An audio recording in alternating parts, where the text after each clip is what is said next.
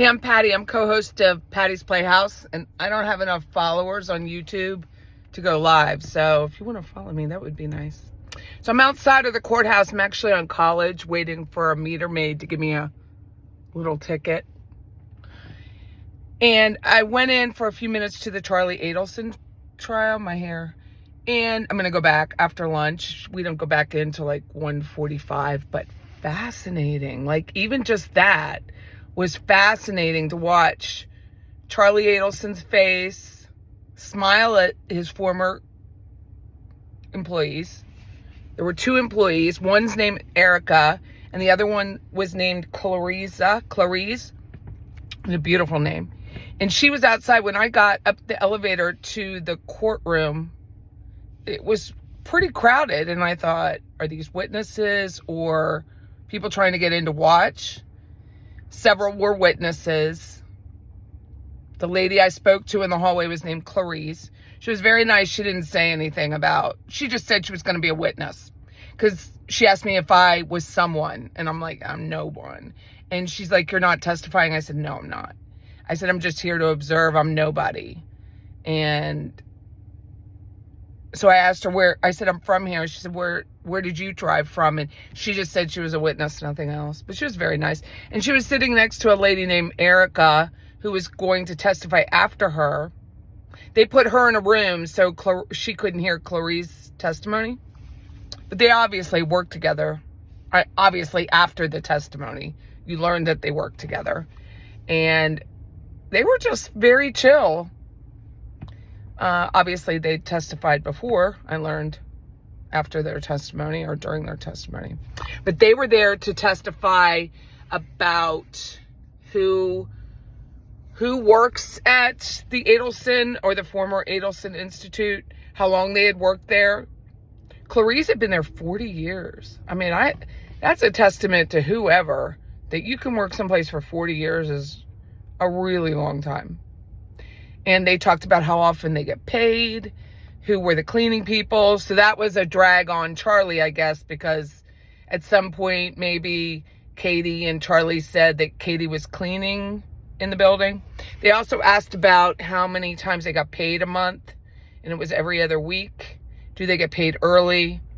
If they did get paid early, the testimony went to the fact that they only got paid if the Adelsons went on vacation. How many checks would they get? Like two in advance. So they would get paid in advance, which is really nice too. I mean, they seem to be very nice employers for hiring a hitman. You know, just allegedly. You just never know. But what was really fascinating was like the persistent questioning of these very little details. How often you get paid. How many times? To me, they were little details. They weren't like big gotcha moments, but they were little details that if you knew the storyline and knew what Catherine was doing with Charlie, then you understood the very little details, right? So with Erica, the second girl I got to see before they broke for lunch, her questioning also went on to, she was the girl on the phone when she phoned Charlie when the FBI or FBI agents, I believe they're FBI agents, came into the dental office to get employee records because they were looking for Catherine's records. And she said she went to the back room to call Charlie because there were patients out there, which I would have done too. That's nothing.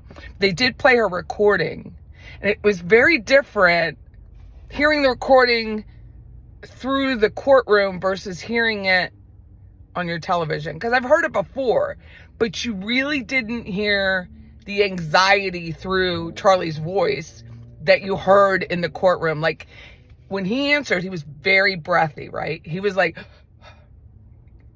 it's not my office. It's my dad's office. I don't have access, or however the conversation went. It was always not denying her the ability to get it. It was just like denying he owned the office, denying I'm not there. Well, clearly you're not there. And then Charlie goes, but I'm in surgery. But you answered the phone. Why are you answering the phone? I'm a former nurse. You've got my mouth open. You're cutting my gums open, because he was periodontist.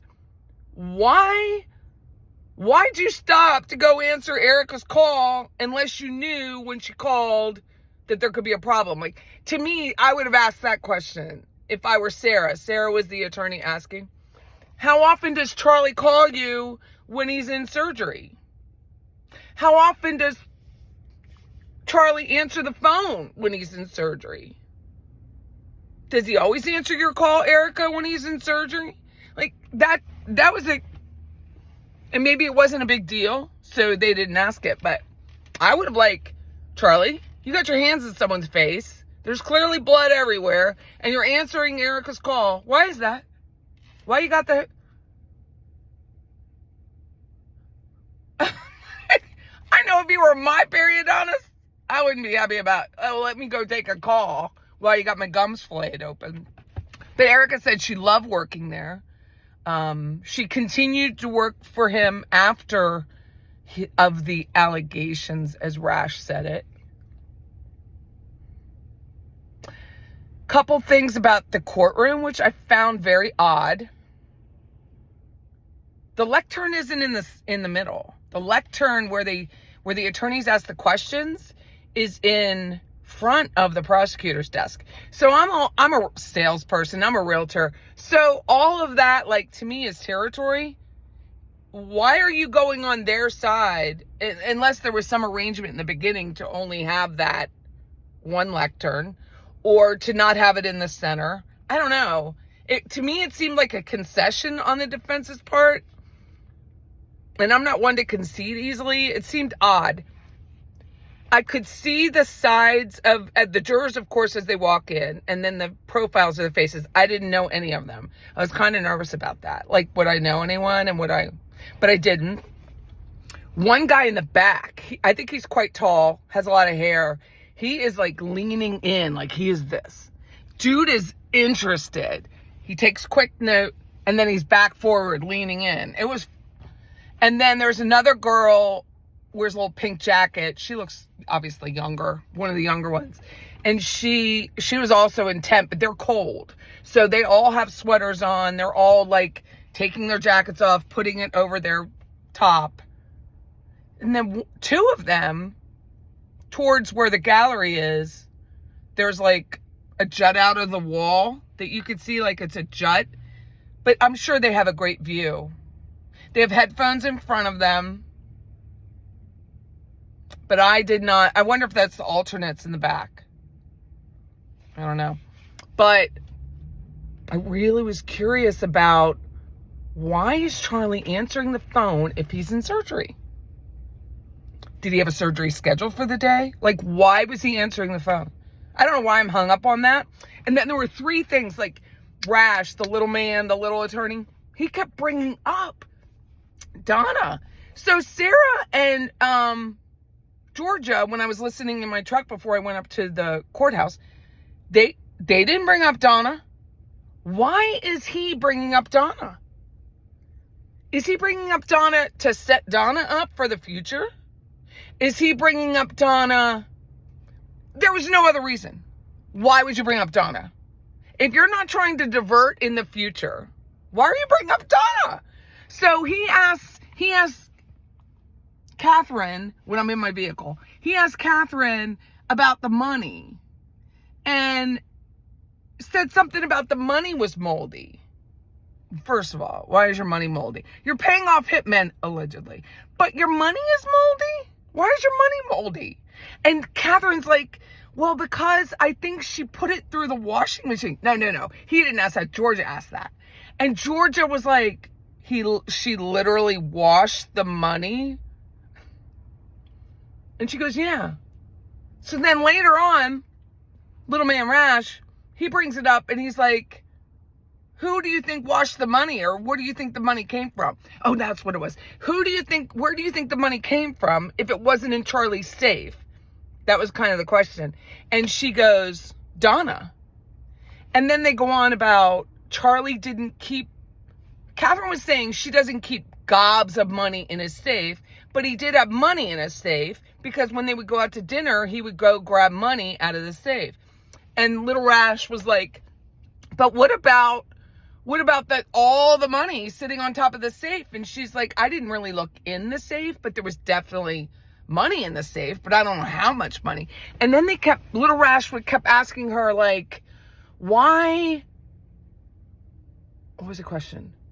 I lost my train of thought. Oh, about sharing that he had a lot of money, that Charlie had a lot of money with Sigfredo, baby daddy, because that was their theory, that Sigfredo was going to blackmail Charlie. And she's like, I never said that. Well, he's obviously well off, of course, but not like Kennedy money. So what is the money? And she went out to dinner. Obviously, she had sex with Sigfredo. Why was she having sex with Charlie? But Charlie was not like her committed life partner. Charlie liked girls, and he liked the pseudo-Asian type. He had a type for sure. And he wasn't going to be with Katie forever. That was just weird. So I understand his line of questioning, because the theory of his defense is that Charlie was being bribed and blackmailed by Sigfredo and Luis Rivera, which is a hard nut to fall. I mean, it's a hard one to catch. But everyone is going to just the courtroom gallery. The first row's media. Second row looks like the Markells and maybe a support system for the Markells. All three are there. And third row is media, podcasters. Fancy Fiction's in there. Katie Cooley, I think she's like Cool Lady or something. I follow her. She's on the left side. She said she wants to watch the jury. Then behind me is Survive the Survivor or something podcast. I know our local, who is an amazing attorney, Tim Jansen. He was my attorney once, not gonna lie. Tim Jansen was filling in for someone there. He had a live chat. And then I was like, why? I'm still hung up. You all don't know this, but in my own head, I'm absolutely hung up on the fact that they don't have a local attorney. I just think the defense, both sides, Catherine's and this, have really screwed up. Like, why? Catherine's attorneys were a pit bull. Like, all of them were pit bulls. Get it? I mean, they were passionate for their client. All Rash does, Little Rash, all he does is yell. I mean, you could hear him outside the courtroom in the hallway. Now, witnesses aren't supposed to be able to hear. But he's screaming. And all that does to me is like, you're compensating for being little. You're little. We all know you're little. Stop it.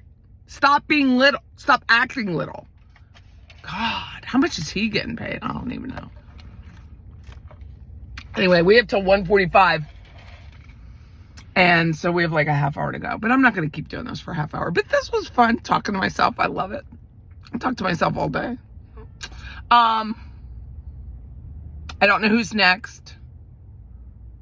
But I hope to be here for the whole afternoon.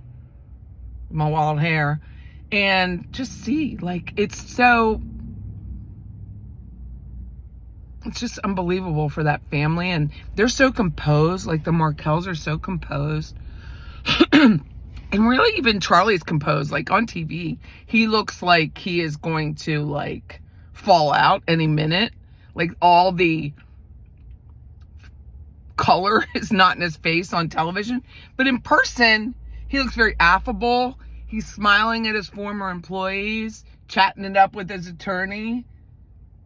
I'd be like, can I have a plea deal, please? This is Catherine's testimony was harsh and not good for the defense. Not at all. I mean, it was like bing, bing, bing, bing, down. I mean, it was like TKO. You're done. But I didn't get to see the jury then. So I'll come back after 4 o'clock. I have a meeting tonight, but that gives me plenty of time.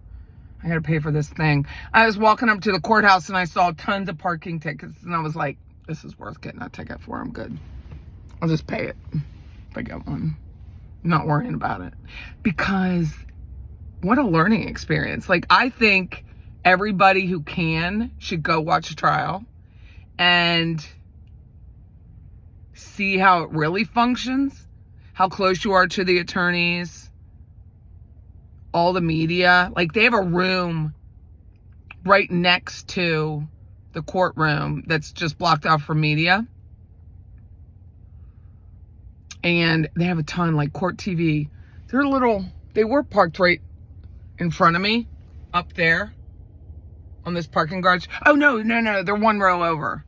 I think they're on Jefferson. I'm on College. And they have their satellite up. And I went to Goody's Deli, which if you've never been, go to Goody's Deli. I didn't know when you touch the side of your phone, it stops recording. And I had corned beef on rye, which I haven't had in about 22 years. It was really good. Not like a true corned beef on rye. It was good. It satisfied. I felt very Yankee right there. Anyway, thanks for watching if you stayed this long. I will do my best to come back after 4, but this is just fascinating. And hopefully someday I'll have enough followers on YouTube to be able to post live.